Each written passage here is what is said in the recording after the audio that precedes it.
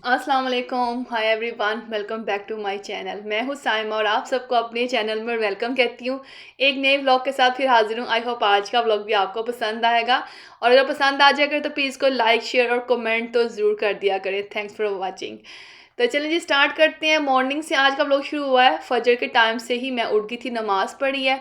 और सबसे पहले तो विंडो में देखना होता है कि बाहर आज वेदर कैसा है। फ़ोन पे टेम्परेचर चेक करती हूँ, उसके बाद बच्चों को उसके मुताबिक कपड़ों के सजेशन देती हूँ कि कपड़े किस तरह के आपने पहन के जाने हैं, क्योंकि बाज़ टाइम क्या होता है कि बहुत शदीद ठंड होती है तो उसके मुताबिक ड्रेसअप होना होता है। तो आजकल भी बहुत फ्रीज़ी ठंड है, अच्छे भला टेम्परेचर जो है ना -20-25 पे जा रहा है, तो उसको हैंडल करना बहुत मुश्किल है। तो बस यहाँ पे मैंने सब बच्चों का लंच रेडी किया है। और आज मैंने विंटर की इतनी ज़्यादा मतलब स्नो पड़ी हुई थी बाहर, तो ग्रोसरी भी प्रॉपर नहीं कर पाए। तो बस जो भी था उसको ही मैंने मैनेज किया है। और क्योंकि बच्चों के स्कूल ऑफ थे तो अब खुल गया, तो यहाँ पे बस मैंने उनका लंच रेडी कर दिया। जो जो चीज़ें थी घर में, स्नैक दिया है, और लंच में मैंने बेगल क्रीम चीज़ दे दिया था, एप्पल दे दिया था, और साथ में मैंने कुकी एंड चिप्स दी हैं।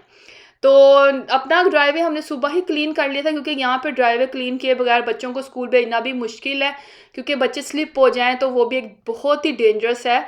तो नेबर्स हमारे क्लीन कर रहे हैं। हमने सुबह सुबह उठ के सबसे पहले नमाज़ पढ़ने के बाद अपना ड्राइवे ही क्लीन किया था। बच्चे यहाँ पे चले गए थे स्कूल, और फिर मैंने जो है ना अपना नाश्ता बनाया। हस्बैंड का भी यहाँ पे एग बॉयल हो रहे हैं, साथ में चाय। और हम लोगों ने आज रस जो है ना ये नाश्ता किया था।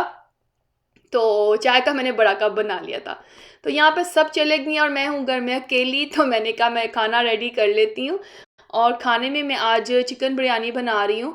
थोड़ी सी मिक्स वेजिटेबल्स भी हैं, वो भी मैंने बनानी है, पर उसके लिए वेजिटेबल मैंने बना के रख ली हैं।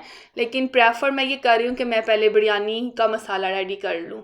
और मिक्स वेजिटेबल में मैंने मूंगरे, गोभी, कैरेट्स और आलू और मेथी जो है ना वो मंगवाई थी। तो ये चीज़ें डाल के मैं बनाऊँगी, शायद थोड़े से कॉर्न भी डाल दूँ। तो जनाब जी यहाँ पर जो है ना उसके मुताबिक ही सब पहले ऑनियन, टमाटर, लहसुन, अदरक सब कुछ मैं 2 वेजिटेबल जो मतलब 2 सालन मैंने पकाने हैं, उसके मुताबिक मैं कट करके रख लेती हूँ। जिससे मुझे ये होता है कि 2 खाने मैं आराम से भी बना लेती हूँ। कुछ दिन पहले मैंने एक वीडियो अपलोड की थी जिसके अंदर मैंने आपको बताया था कि कनाडा का वीज़ा लेना कितना आसान अब हो गया है, क्योंकि कनाडा का एक प्रोग्राम स्टार्ट किया कनाडा ने, पीआर इमिग्रेशन जॉब फेयर 2024, जिसमें कि आपने अपने रिज्यूमे जमा करवाने हैं, तो उसके बाद आपने रजिस्ट्रेशन करवानी है। तो काफ़ी आपके पास अपॉर्चुनिटीज़ हैं कनाडा आने के लिए, आसानी उन्होंने कर दी अब काफ़ी। आपके पास अगर कोई स्किल है तो आप उसकी बेस पर कनाडा आ सकते हो। तो उससे रिलेटेड काफ़ी मुझे क्वेश्चन आए थे, तो उसमें से एक क्वेश्चन का मैं जवाब देना चाहूँगी जो कि बाकी क्वेश्चनों से भी काफ़ी सिमिलर है। अगर किसी ने मेरी ये वीडियो नहीं देखी तो मैं इसका लिंक डिस्क्रिप्शन बॉक्स में ऐड करूँगी। आप लोगों के लिए बहुत इसके अंदर फ़ायदा है, खास तौर पे हमारे पाकिस्तानी और इंडियन बहन भाइयों के लिए। साथ साथ इस बात पे बात भी करेंगे, और साथ में अपनी जो रेसिपी है वो भी शेयर करती जाऊँ साथ साथ, और आगे आगे साथ साथ हम बात भी करेंगे इस बारे में। तो यहाँ पर बिरयानी के लिए मसाला रेडी हो रहा है। तो यहाँ पर मैं लेयर्स वाली बिरयानी बना रही हूँ। तो माशाल्लाह से मैंने लिया है 2 किलो चिकन है मेरे पास, और इसके लिए मैंने 4 बड़े साइज़ के प्याज ले लिए हैं, 1 कप ऑयल के अंदर, और लहसुन डाला है मैंने तकरीबन 12 से 13 क्लोव।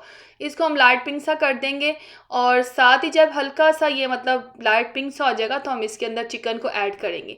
अभी ये पिंक हो रहा है, तब तक हम इसका मसाला रेडी करते हैं। तो यहाँ पर जो मैंने टमाटर मैंने 8 से 9 टमाटर बड़े साइज़ के लिए हैं, अदरक 3 टेबल स्पून लिया है, और तकरीबन 7-8 मैंने ग्रीन चिली लेकर ना इसकी मैंने बना लेनी है पेस्ट। और आप इसका खड़े मसाले भी कूट के भी डाल सकते हैं, लेकिन मेरे बच्चों को मतलब प्रॉपर ग्रेवी वाला मसाला पसंद है, तो मैंने ग्राइंड किया है इसको। तो फिर चिकन हमने इसके अंदर डाल देना है, और कुछ साबुत खड़े गरम मसाले डाल दूंगी मैं, और इसको हम अच्छे से जो ना भून लेंगे, इतना कि चिकन का कलर जो ना चेंज हो जाए।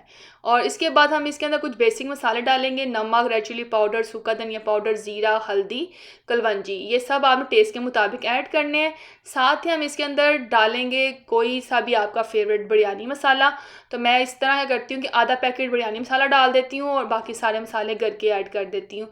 तो मैंने यहाँ पर शान का मसाला ऐड किया, क्योंकि इसके अंदर आलू बहरा भी डला होता है ना, और एक बिरयानी का अरोमा भी आता है। तो वो मैंने इस तरह करके भून लेना हमने अच्छे से मसाले को। जब ऑयल हमारा सेपरेट हो जाएगा तो देन हम इसके अंदर आलू ऐड कर देंगे, आलू को हम दम पर छोड़ देंगे, मसाले की ग्रेवी रेडी कर लेंगे।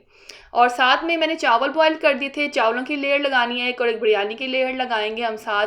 और इसके साथ साथ जो है ना 3-4 लेयर्स मैंने ऐसा लगा दी थी, पहले कौरमा, फिर हमने चावल, फिर कौरमा, फिर चावल।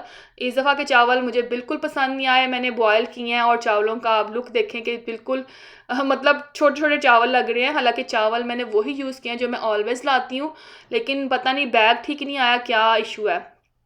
यार बिरयानी का मैंने दम लगा दिया है। और उसके बाद मुझे आज मैंने करनी थी अपनी फ़्रिज क्लीन, डीप क्लीनिंग हो रही है फ्रिज की। तो यहाँ पर सारी सॉस वगैरह हम लोगों ने निकाल दी हैं, और उसको ताकि मैं फ्रिज को अच्छे से साफ़ कर सकूँ। तो क्वेश्चन क्या आया था, मैं वो भी डिस्कस कर लेती हूँ। कि क्वेश्चन आया था कि प्लीज़ आप बता दें कि जिस एरिया में मतलब ये न्यू फाउंडलैंड जो है एरिया, लेब्राडोर, इस एरिया की अभी फ़िलहाल उन्होंने जॉब्स अपॉर्चुनिटीज़ खोली हैं। तो इस एरिया का एटमॉस्फेयर कैसा है, वेदर कैसा है, यहाँ पर हेल्थ इशू तो नहीं होते। तो मेरे बहन भाई हो के हेल्थ इशू तो हर जगह पे ही हैं। आप किसी भी एरिया में रह लो, कहीं भी दुनिया के मतलब मुल्क में रह लो, हेल्थ इशू तो सबके साथ है।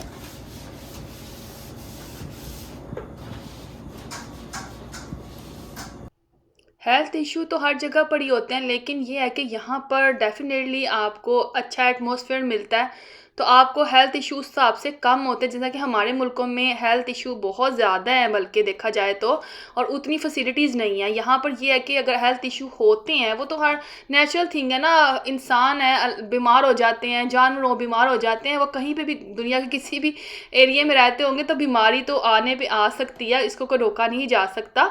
तो ये कोई पॉइंट नहीं है कि यहाँ पे हेल्थ इशू है, यहाँ पर हर तरह के लोग रहते हैं, हर तरह की प्रॉब्लम्स भी आती हैं, लेकिन सॉल्व भी होती हैं। जैसा कि आपको पता है कि यहाँ कनाडा में बहुत सर्दी होती है। एक्चुअली में पॉइंट लोगों का क्या है कि यहाँ ठंड बहुत ज़्यादा है, तो उसके मुताबिक वो हेल्थ इशू की बात कर रही हैं। हमारे यहाँ पे ठंड बहुत ज़्यादा -25, 50, 30 इतना टेम्परेचर रहता है, लेकिन उसके बावजूद ये कि लोग रहते हैं, सर्वाइव करते हैं, ज़िंदगी कहीं पर भी नहीं रुकती, स्ट्रगल हर जगह पे इंसान कर रहा है। लेकिन यहाँ पर क्या है कि आपको फैसिलिटीज़ दी जाती हैं, उसके मुताबिक आपका लिविंग स्टाइल होता है, आपको वो सारी सहूलतें मिलती हैं जो आप डिज़र्व करते हो एज आ इंसान। तो अगर आप कहीं पर रह के इतनी मेहनत कर रहे हो, कहीं और रह के इतनी मेहनत कर रहे हो और आपको कुछ हासिल नहीं हो रहा, तो ऐसी मेहनत का मुझे लगता कोई फ़ायदा नहीं है। अगर आपके अंदर कोई टैलेंट है, कोई हुनर है, तो आप उसको सही जगह पर इस्तेमाल करो, मुझे ये लगता है। तो अगर यहाँ पर ठंड है, तो उसके मुताबिक यहाँ पे सारी फैसिलिटीज़ हैं, गैस है, हीटिंग है, आप बिजली कभी नहीं जाती, पानी आपका प्रॉपर गर्म आता है। हाँ, मेहनत तो आपको करनी पड़ेगी, बाहर जाना पड़ेगा, स्ट्रगल करनी पड़ेगी, स्नो भी साफ़ करनी पड़ेगी, और इसके अलावा आपको ग्रास भी कट करनी पड़ेगी, खुद ही सब कुछ करना पड़ता है। लेकिन ये सारे काम हम अपने मुल्कों में भी करते हैं, और उसके बावजूद हमें कोई रिवार्ड नहीं मिलता। तो इसलिए मैंने आपके साथ ये वीडियो शेयर की थी कि अपने लिए, अपने बच्चों के लिए अपना फ्यूचर सिक्योर करें, और उनको अच्छी स्टडी के लिए, बच्चों की खास तौर पे स्टडी के लिए आपको ज़रूर, अगर कनाडा आना चाहें तो ज़रूर मूव होना चाहिए।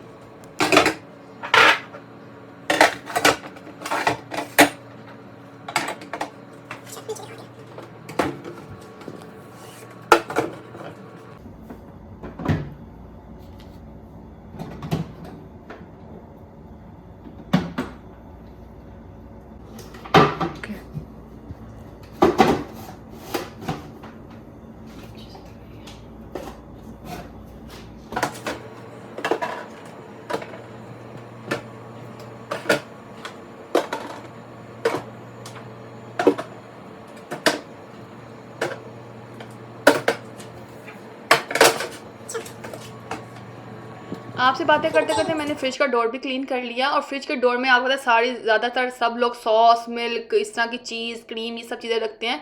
हमने भी आज सारे डोर से चीज़ें निकाली हैं, और उसमें से जो एक्सपायर हो रही थी या होने वाली थी या हो चुकी थी, वो सारी सॉर्ट आउट की हैं, और जो सब चीज़ें थी साफ़ सुथरी करके, क्लीन बॉटल्स क्लीन करके डोर में वापस लगा दी है। अब इसके बाद देखिए फ्रिज के अंदर, मेन फ्रिज को क्लीन करना है, तो इसके अंदर से मैंने सारी चीज़ें निकाली हैं, वेजिटेबल्स भी सारी निकालूंगी, और इसको फिर दोबारा से अरेंज करूँगी। जो चीज़ें ख़राब हो रही होंगी उनको निकाल लेंगे।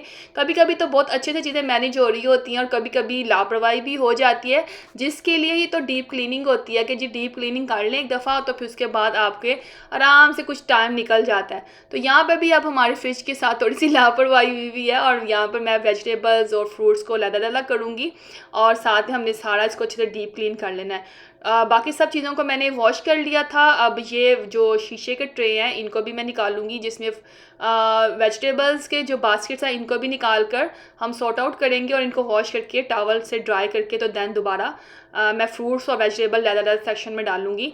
डोर तो हमारा बिल्कुल नीट एंड क्लीन हो गया है। फ्रिज को साफ़ करने के बाद मैंने बिरयानी को दम लग चुका था और मैंने फिर सर्व किया। बिरयानी आज बिल्कुल भी अच्छी नहीं बनी। मुझे इतनी हैरत हुई है कि इतनी टेस्ट इतना परफेक्ट था, मसाला इतना मज़ेदार बना हुआ था, लेकिन चावलों की क्वालिटी इतनी फ़ज़ूल निकली है और मुझे लग रहा था कि अब ये बैग का क्या करें। अब तो ये खोल या कंप्लेन भी नहीं कर सकते, क्योंकि डेफ़िनेटली हम एक कंपनी का बैग ला रहे थे हमेशा से, अब उसकी क्वालिटी अच्छी नहीं रही। तो अब मैं नेक्स्ट टाइम ये बैग नहीं लाऊँगी। तो जी इसके साथ ही आप सबसे ज़्यादा चाहूँगी नेक्स्ट व्लॉग में मिलती हूँ। दुआ में याद रखिएगा। इंस्टाग्राम का लिंक शेयर कर रही हूँ, ज़रूर फॉलो किया करें और दुआ में याद रखा करें। मैं भी आप सबको अपनी दुआ में याद रखती हूँ।